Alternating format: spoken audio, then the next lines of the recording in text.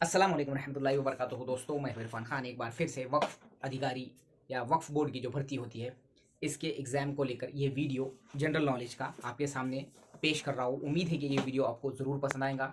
आपको ये वीडियो पूरा देखना है। इस वीडियो में जो रिमेनिंग पार्ट है, जो पंचायत राज व्यवस्था है उसका जो रिमेनिंग पार्ट है, नगर पालिका और महानगर पालिका के सिस्टम को मैं समझाने की कोशिश करूँगा।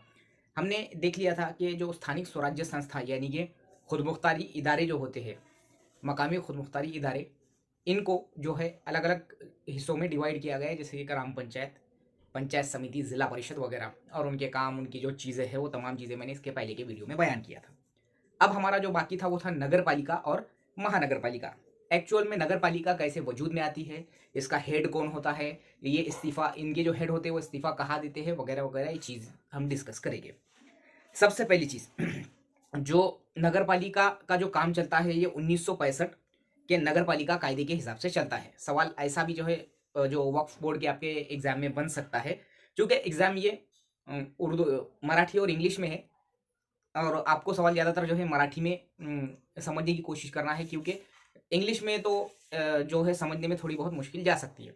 तो कोणत्या कायद्यानुसार महाराष्ट्रातील नगरपालिकांचे कार्य चालत असते, ठीक है? तो वो है 1965 का कायदा। अब जो है जहां पर 15,000 से कम और 3 लाख से 15,000हून कमी नसते व 3 लाखाहून अधिक नसते अशा कोणत्याही स्थानिक क्षेत्रात नगरपालिका अस्तित्वात येते। यानी कि जो क्षेत्र की लोकसंख्या जो है 15,000 से कम नहीं होना चाहिए, यानी कि 15,000 से ज्यादा और 3 लाख से कम होनी चाहिए, वहां पर नगरपालिका का वजूद अमल में आता है। सवाल बनता ऐसा है की जो है किती लोकसंख्येच्या क्षेत्रात नगरपालिकेची स्थापना केली जाते, तो वो है 15,000 से ज्यादा और 3 लाख से कम।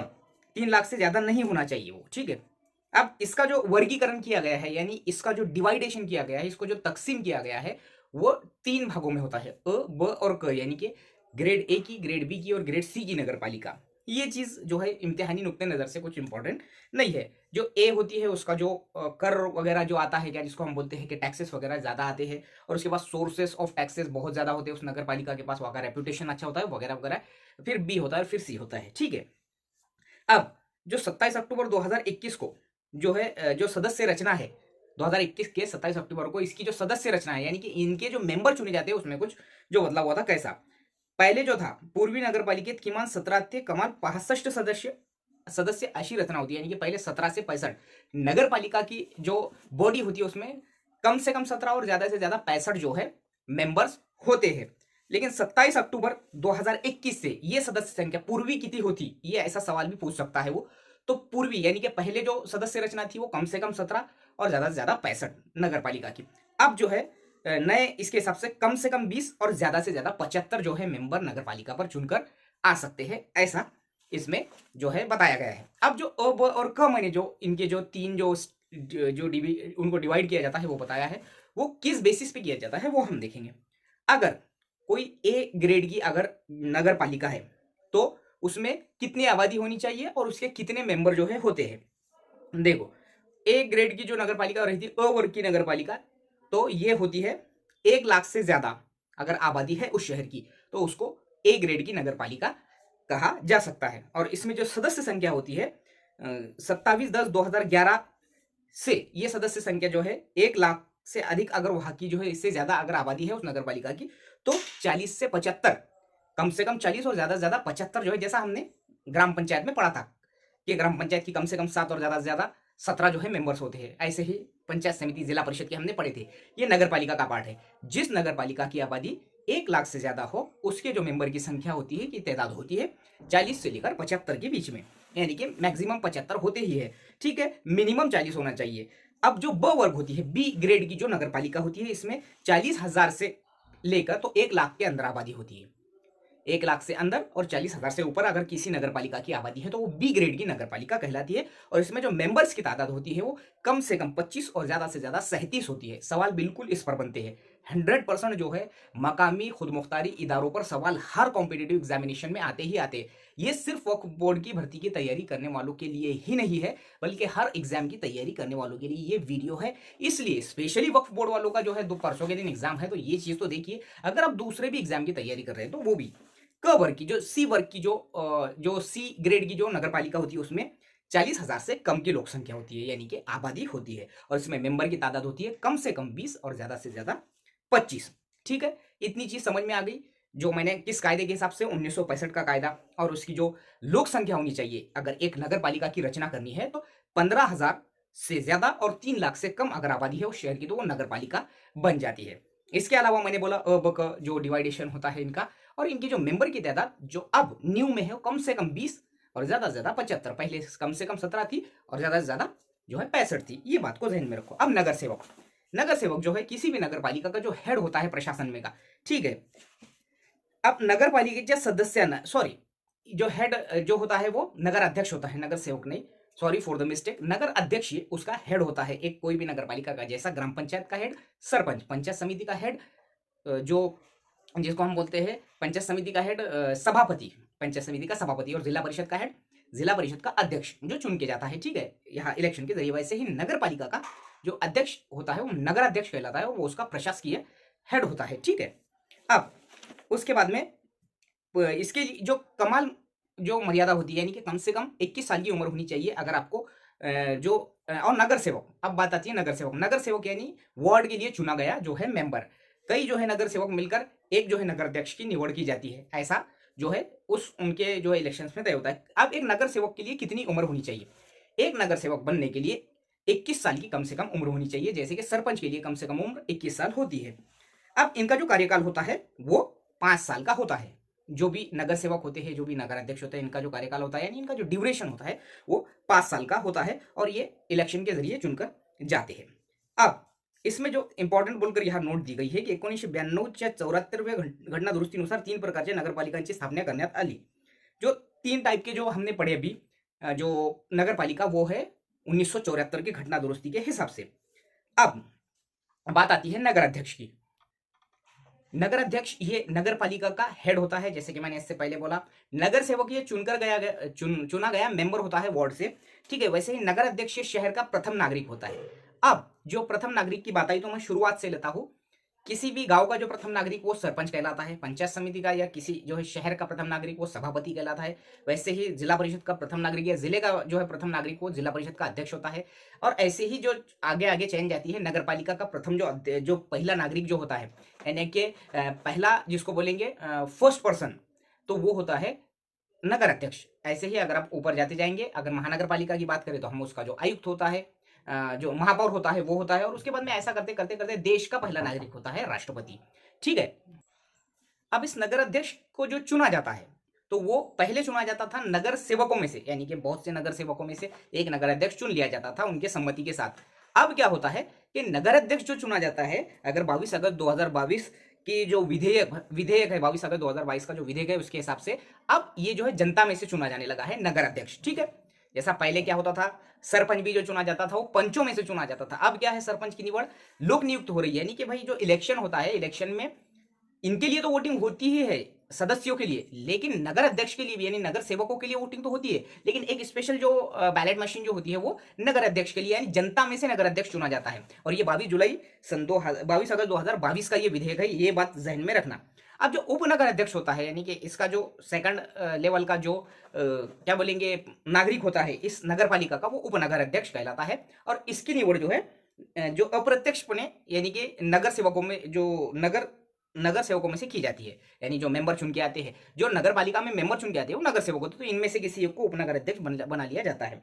इसका कार्यकाल जो नगर अध्यक्ष का होता है वो 5 साल का होता है, और उप नगर अध्यक्ष का कार्यकाल 2.5 साल का होता है। ये बात ध्यान में रखो, नगर अध्यक्ष का 5 साल और उप नगर अध्यक्ष का 2.5 साल जो है कार्यकाल होता है।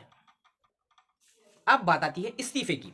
अगर नगर अध्यक्ष अपना इस्तीफा देना चाहे, रिजाइन करना चाहे उसके कार्यकाल से पहले, तो वो अपना राजीनामा या इस्तीफा जो है देता है कलेक्टर के सामने, यानी कि जिलाधिकारी। और उप नगर अध्यक्ष अगर अपना इस्तीफा देना चाहे तो वो नगर अध्यक्ष के पास अपना इस्तीफा दे सकता है। ये सवाल अक्सर ऐसे जो है सवाल नॉमिनल सवाल दिखने को है, लेकिन ये बेसिक मालूमात पर सवाल जनरली पूछता है। नेक्स्ट देखेंगे हम। अब बात आती है नगर पालिका के सबसे अहम कमेटी की। जैसे कि जिला परिषद की सबसे मेन कमेटी स्टैंडिंग कमेटी यानी कि स्थायी समिति होती है, वैसे ही नगर पालिका की भी जो है कमेटी होती है वो स्थायी समिति ही होती है। इसमें 9 सदस्य होते हैं, और ये जो 9 सदस्य होते हैं इनमें ये जो स्थायी समिति होती है इसका अध्यक्ष नगर पालिका का जो नगर अध्यक्ष होता है वही स्टैंडिंग कमेटी का भी अध्यक्ष होता है। इसमें स्टैंडिंग कमेटी में टोटल 9 मेंबर होते हैं और इसकी जो सभा ली जाती है, इसकी जो मीटिंग ली जाती है, ये महीने में एक बार होना कंपलसरी है। अब जो पहली जो सभा ली जाती है, जब भी स्टैंडिंग कमेटी अमल में आ जाएंगी उसके 15 दिन के अंदर लेना कंपलसरी होता है पहली सभा, और हर सभा जो है एक महीने के अंदर एक सभा लेना जरूरी होता है। इस पर सवाल बनते हैं, ये आपको जहन में रखना है। अब बात आती है प्रशासकीय प्रमुख की, यानी कि जो शासन के जरिए जो अधिकारी नियुक्त होकर जाता है एमपीएससी के जरिए, वो होता है चीफ ऑफिसर यानी सीओ ऑफ नगर पालिका, जो कि एमपीएससी राज्य सेवा के जरिए चुनकर जाता है। और यही जो है सचिव होता है नगर पालिका का, यानी कि सेक्रेटरी कहलाता है। सेक्रेटरी कौन होता है, ये सवाल पूछता है जनरली, तो सीओ चीफ ऑफिसर। अब जो ये चीफ ऑफिसर होता है इसकी नियुक्ति राज्य शासन करती है और परीक्षा एमपीएससी परीक्षा के जरिए इसकी जो है नियुक्ति होती है। और ये नगर पालिका का पदसिद्ध सचिव होता है, यानी कि ये परमानेंटली इसी को सेक्रेटरी रखा जाता है बाय द रूल। अब बात आती है महानगर पालिका की। महानगर पालिका को भी हम डिस्क्राइब करेंगे पूरा एक्सप्लेन करके। महानगर पालिका का जो कायदा हुआ था 1949 में, Bombay provincial municipal corporation act, ये 1950 में पारित हुआ था और 1949 में ये बना था। 1950 में महाराष्ट्र की एकमेव महानगर पालिका मुंबई महानगर पालिका जो है वजूद में आई थी। ये बात जहन में रखना। पहली महानगर पालिका महाराष्ट्र की कौन सी थी, मुंबई महानगर पालिका। अब इसकी जो लिमिट है वो 5 लाख से ज्यादा जो है अगर आबादी हो चुकी है तो वो शहर महानगर पालिका में कन्वर्ट हो जाता है नगर पालिका से। ठीक है। अब नगर पालिका का जो नगर पालिका से महानगर पालिका जो है बनाने का अंतिम अधिकार, यानी कि आखिरी जो हक है वो है राज्य शासन को, यानी कि जिसको हम बोलते हैं रियासती हुकूमत को। अब जून 2023 के आखिर तक महाराष्ट्र में 29 महानगर पालिका जो है वजूद में आ चुके हैं, जिसमें 28वीं इचलकरंजी है और 29वीं जालना महानगर पालिका है। ये 2 चीजें बहुत इंपॉर्टेंट है जो कि जनरली हर एग्जामिनेशन में पूछ रहा है। ओके, इचलकरंजी कब बनी ये भी सवाल पूछ सकता है। महानगर पालिका 28वीं पहले 27 थे, फिर 2 बड़े। इचलकरंजी 30 जून 2022 को कोल्हापुर जिले की जो इचलकरंजी है, जिसको जो है इचलकरंजी ये हैंडलूम के लिए आई थिंक फेमस भी है और इसको मैनचेस्टर कहा जाता है, महाराष्ट्र का मैनचेस्टर। ठीक है। तो इसके अलावा जालना जो है 29वीं महानगर पालिका बनी और ये जो बनी इसकी घोषणा हुई थी 10 मई 2023 को। आगे की बात हम करेंगे कि इसकी जो रचना होती है ये कैसे अमल में आती है, इसका लाएमल क्या होता है महानगर पालिका। महानगर पालिका की जो सदस्य संख्या होती है, जिसको हम बोलते हैं जो चुन के आते हैं, उसमें जो क्या बोलेंगे हम, सदस्य चुन के आते हैं महानगर पालिका में, वो उसके आबादी पर डिपेंड करते हैं। जैसा कि अगर 6 लाख से 12 लाख की अगर आबादी है एक महानगर पालिका की, तो उस महानगर पालिका की जो सदस्य संख्या होंगी 65 से 85 होगी। अगर 12 लाख से 24 लाख की आबादी है तो 115 से 151 सदस्य वहां पर चुनकर जाते हैं उस महानगर पालिका में। 24 लाख से 30 लाख के अंदर उस महानगर पालिका की आबादी है तो 151 से 161 जो है मेंबर चुनकर जाते हैं। और अगर 30 लाख से भी ज्यादा है तो 161 से 175 के दरमियान जो है वो सदस्य वहां पर चुने जाते हैं। ऐसा महानगर पालिका के सदस्यों के चुनने का सिस्टम होता है। ये बात जहन में इसलिए रखना जरूरी है क्योंकि अक्सर जो सवाल पूछे जाते हैं वो ऐसे ही गोल घुमाकर पूछे जाते हैं कि सदस्य संख्या पर कितने पर डिपेंड होती है वगैरह वगैरह। अब इसका जो हेड होता है महानगर पालिका का वो कहलाता है महापौर।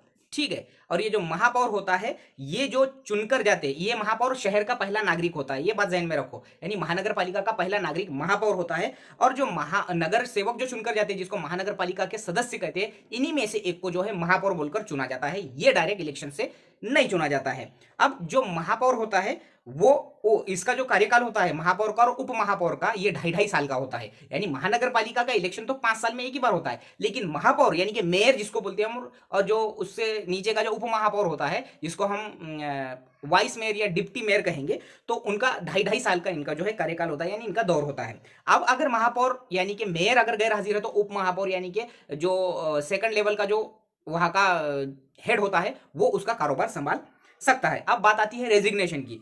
तो महानगर पालिका का जो नगर सेवक है वो आयुक्त, महानगर पालिकेचे नगर सेवक आयुक्तास लेखी नोटीस देऊन आपल्या पदाचा राजीनामा देऊ शकतात। अगर महानगर पालिका का नगर सेवक है तो वो आयुक्त को लेखी नोटिस देकर अपना राजीनामा दे सकता है। उप महापौर महापौर ये जो होते हैं इनको लेखी नोटिस देऊन ये दोनों जो है लेखी नोटिस यानी कि मुझे इस्तीफा देना है ऐसा कमिश्नर को देकर अपना जो है राजीनामा दे सकते हैं। अब महापौर अपना जो राजीनामा देता है लेखी नोटिस में, वो किसके पास देता है ले जाकर, विभागीय आयुक्त यानी डिविजनल कमिश्नर जो होते हैं उन तक ये अपना राजीनामा पहुंचाता है।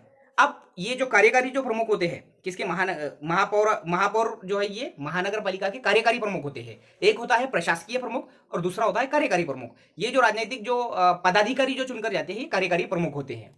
महानगर पालिका के जो मीटिंग्स होते हैं यानी कि जो सभा होते हैं वो 3 महीने में एक बार एक जो है मीटिंग लेना जरूरी होती है, साल में 4 बार इसकी मीटिंग होती है।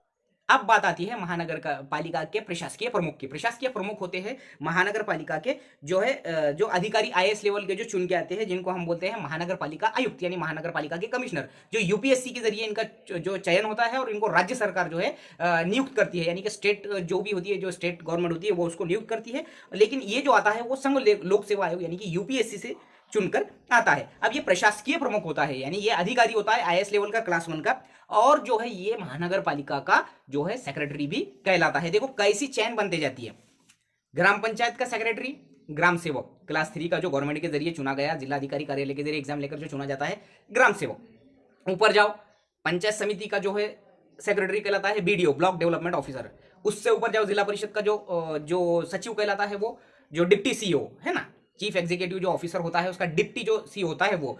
वैसे ही हम ऊपर गए, नगर पालिका का सीईओ, चीफ ऑफिसर। महानगर पालिका का अब आ गया आईएएस ऑफिसर जो होता है, जिसको हम कहते हैं महानगर पालिका का कमिश्नर या आयुक्त। तो ये कहलाता है उसका प्रशासकीय प्रमुख, और जो सेक्रेटरी भी यही होता है।